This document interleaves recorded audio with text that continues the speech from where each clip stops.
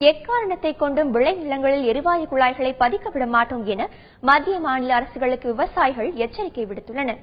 கெயில் திட்டத்திற்கு அனுமதி அளித்த உச்சநீதிமன்ற உத்தரவை எதிர்த்து தமிழக அரசு சார்பிலும் தேமுதிக பொருளாளர் இளங்கோவன் சார்பிலும் உச்சநீதிமன்றத்தில் மறு ஆய்வு மனுக்கள் தாக்கல் செய்யப்பட்டன. இந்த மனுக்களை விசாரித்த தலைமை நீதிபதி மறு ஆய்வு மனுக்களை தள்ளுபடி செய்து உத்தரவிட்டார். இதனால் அதிர்ச்சி அடைந்துள்ள விவசாயிகள் எக்காரணத்தை கொண்டும் விளைநிலங்களில் எரிவாயு குழாய்களை பதிக்க விட மாட்டோம் என்று எச்சரிக்கை விடுத்துள்ளனர்.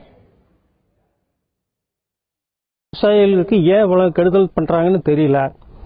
இதே இது எத்தனையோ போராட்டம் மக்கள் செஞ்சா அதுக்கு விமர்சனம் கொடுக்கறாங்க.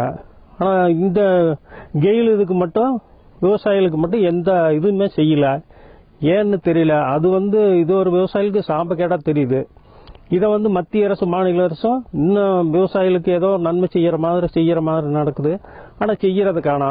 இனிமேலாவது நல்லது செஞ்சு விவசாயிகளை காப்பாற்றணும். 7 மாவட்ட விவசாயிகளோட பாதிப்பு, அவைகளோட விளைநிலங்கள் எல்லாம் அவங்க குழந்தை நாங்க இந்த 1/2 ஏக்கர் ஒரு நாங்கள் நாங்க பிள்ளை வசதிகளை படிக்க வைக்கிறது எல்லா செலவும் பண்ணிக்கிட்டு இருக்கிறோம்.